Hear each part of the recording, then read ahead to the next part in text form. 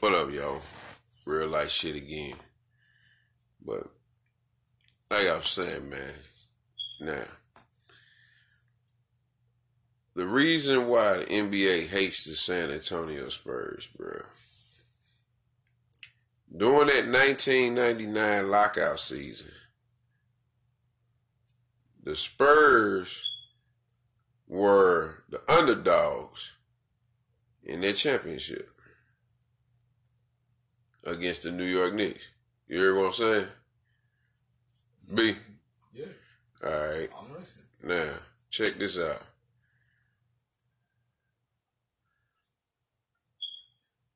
Okay.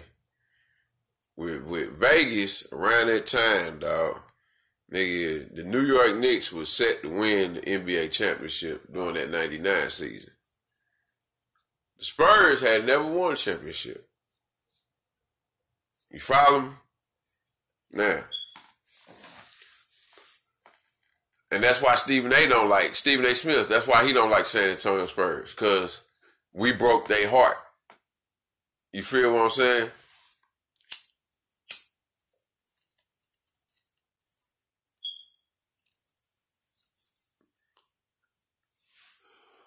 We broke their motherfucking heart. That's why the NBA don't like the Spurs. You dig? Because we stood in the way of two storied franchises. The Lakers and the motherfucking New York Knicks. Now, yeah, the Lakers went on to win some championships and shit, but we still was going to be there. When we defied all odds, Greg Popovich said, the hell with what y'all say. I'm here to win a championship. So we defied the Vegas odds and we defied the NBA. Like, this is just shit that I've seen, man. It's not hard. Like, I know, I just been putting this shit together for years, man. For years, I just started going back, digging back, like, damn, now it's starting to hit me. This is why the NBA hates the Spurs so damn much. Because the New York Knicks was supposed to win that 1999 championship over the San Antonio Spurs. And we were pretty much a nobody-ass team. They was like, the Spurs shouldn't have been, everybody kept saying the Spurs shouldn't have been there. The Spurs shouldn't have won it. The Spurs only won it because it was a 50-something game season or some shit like that. Every other team had the same opportunity to do that. What the fuck? Like, who comes up with this shit? You know what I'm saying? Like, everybody started out 0-0. Everybody had built up their rosters. The Spurs was just a team that had Greg Popovich that had built his roster through the draft. Had key pieces that was drafted and brought in and shit like that, but we mainly did it through the draft.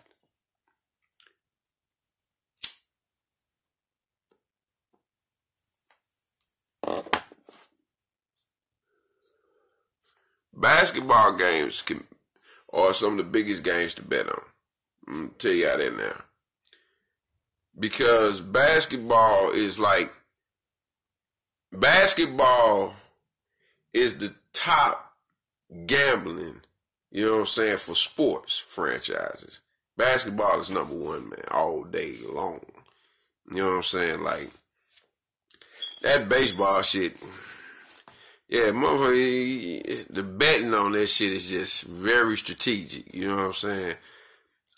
It's football, same thing. It's very strategic.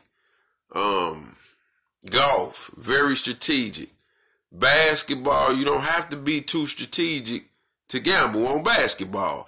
A fucking 5-year-old, if they was allowed to gamble, can bet on basketball.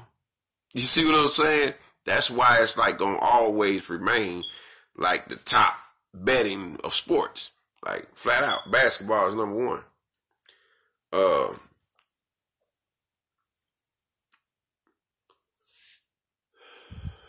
Man, we defied the odds, man, when we beat the New York Knicks that year.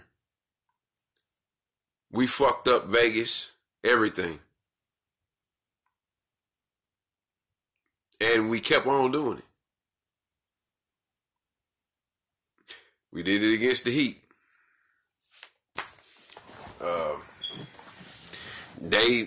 Everybody had the Heat pick the three-peat. We defied odds again.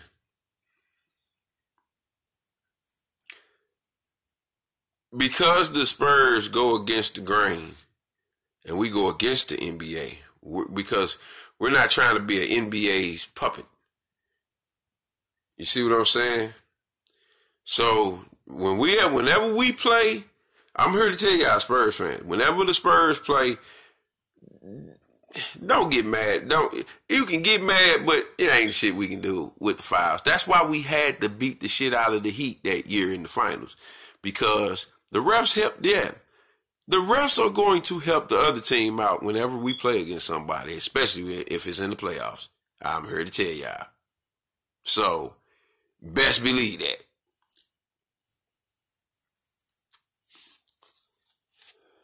They don't rig shit for us to win.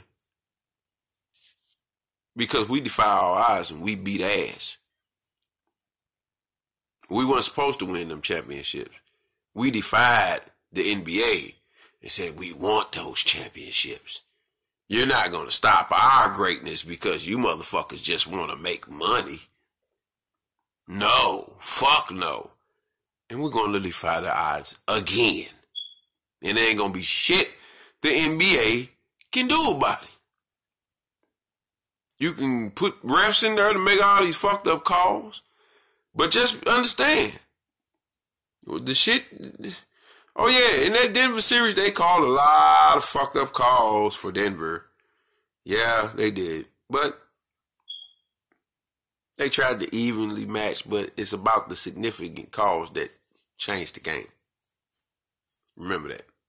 Teams can get called for the same amount of fouls, but it's the certain calls that you called for that team that was supposed to be called. Gotta remember that.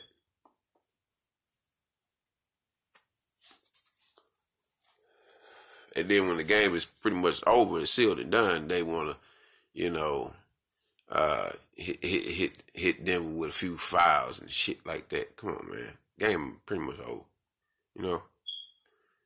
But, man, yeah.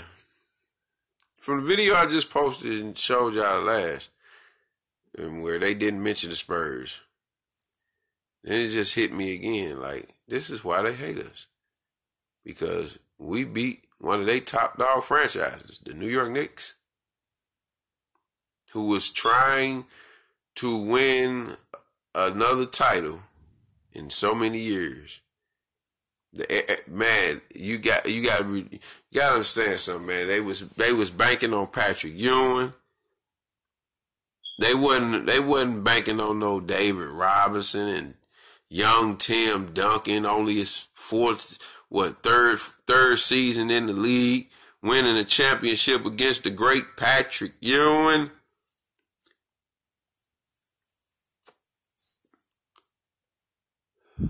Who had ducked and dodged the Chicago Bulls for so many years. Then they finally get there and pow!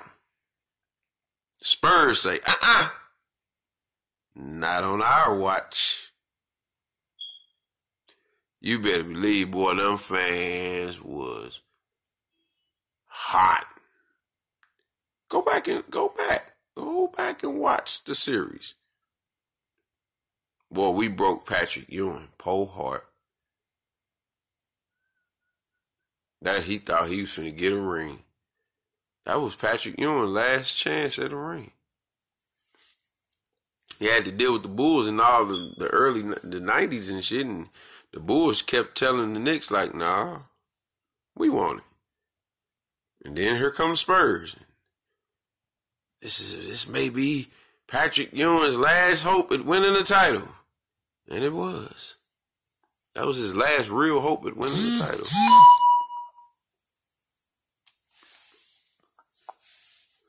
So there you have it.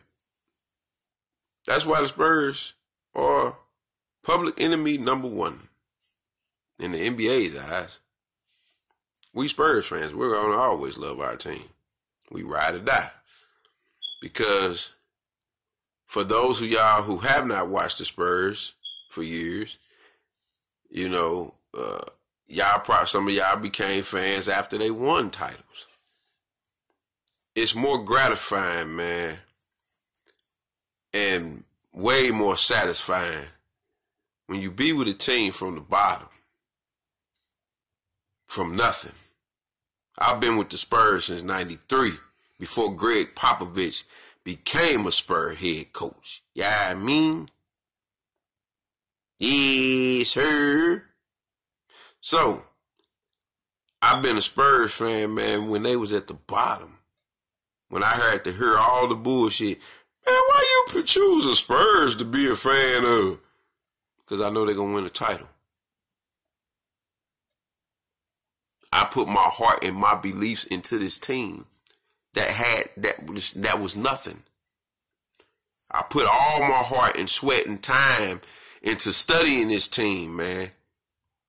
Saying and believing. I knew one day Spurs was going to win a championship and we was going to win more. I knew we was going to win more. After one, it wasn't enough. I rolled with this team, man, from the bottom. A lot of y'all didn't. A lot of y'all became fans after they won titles. I've been with this team, man, from the bottom. Okay? That's how much this team means to me, man. Like, straight up. For y'all don't know, that's how much this team means to me, man. Hell, I wish one day I could be a part of the organization, scouting for them. You know what I'm saying? I'm not lying. Straight up. I know they probably seeing me smoking like, we don't want nobody to smoke. That won't come before the job. I tell you that now. I'm going to do my job. And I'm going to make sure the Spurs be a winning franchise. If I got to continue doing it from my seat, then damn sure I'll do it from my seat. But I'm going to go to a Spurs game as soon as I get my money right. You know what I'm saying? So, they got to just build his money. Keep doing this music shit, man. And keep building up my revenue. You hear me? But I love the Spurs, man. Hey, what can I say? That's my team, ride or die. Straight up. And I'm going to keep on going. We're going to keep on rocking until I'm dead and gone. And the Spurs going to keep on rocking. Yeah, I mean, yes, sir, bitch. I can't wait to get my motherfucking Spur tattoo, nigga. Nigga. For real, man. That's my squad, man.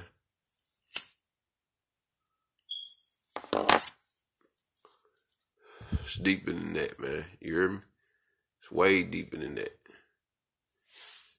Some people just be like, I just watch basketball just to do something. Like, this is my pleasure, man. Why? When I watch basketball, man, I be feeling I'm in the game. You hear me? I be projecting I'm telling you, when Kawhi was with us, man, I was projecting my defensive energy into that boy. Talking through the screen. Yeah, I know he can't hear me, but maybe he can hear me through spirit. You know what I'm saying? Even though I hated with Toronto when I was watching that game, I was like, damn.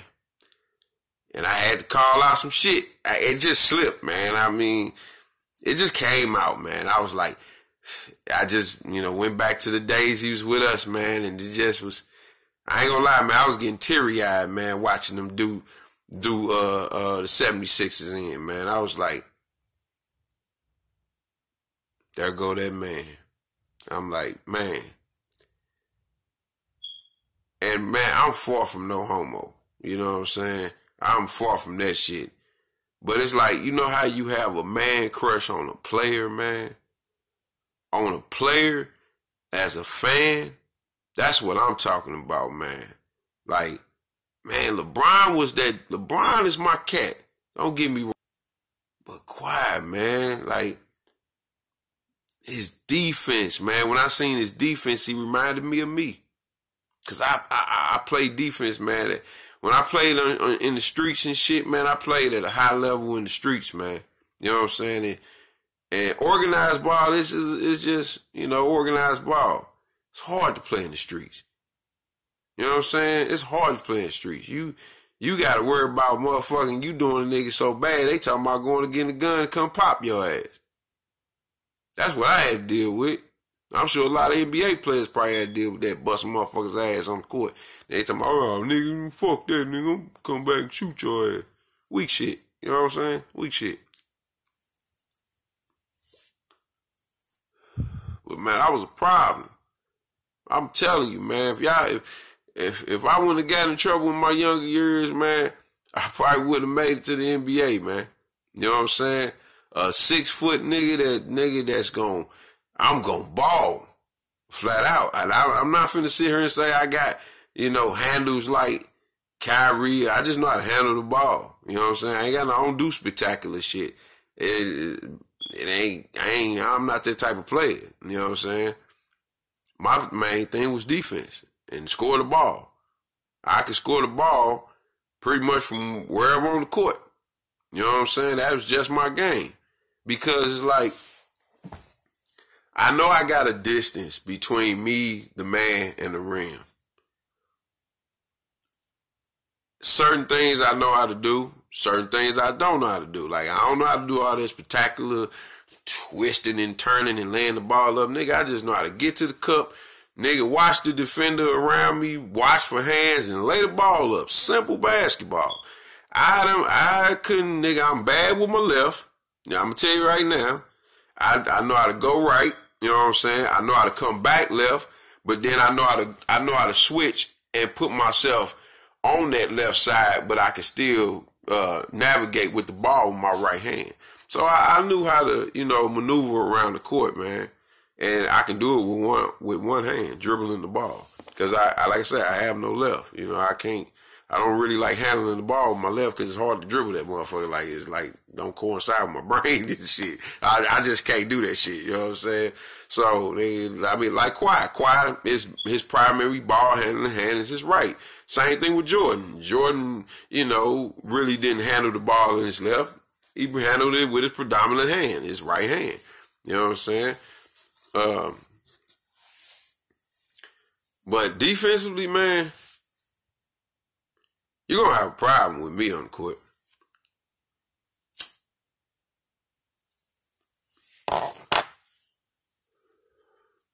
I'm fucked up in everything. Shoulder, torn rotator cuff, bad spine, and I still believe I can get out here and guard some of these NBA players right now to this day.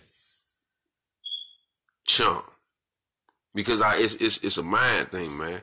And I know my physical ability. I know what I can do and I know what I can't do. You know what I'm saying? Most motherfuckers be like, man, you get your ass done in. I probably will get it done in a couple times, but I'm going to make sure I'm going to give a hellified effort of den a motherfucker up. And I'm going to make it hard for him. It ain't just going to be no motherfucker, you just going to get to the rim. Nah, bro. I know how to track down that ball. See, it's eye coordination. I'm looking for the ball. I'm not worried about what you do.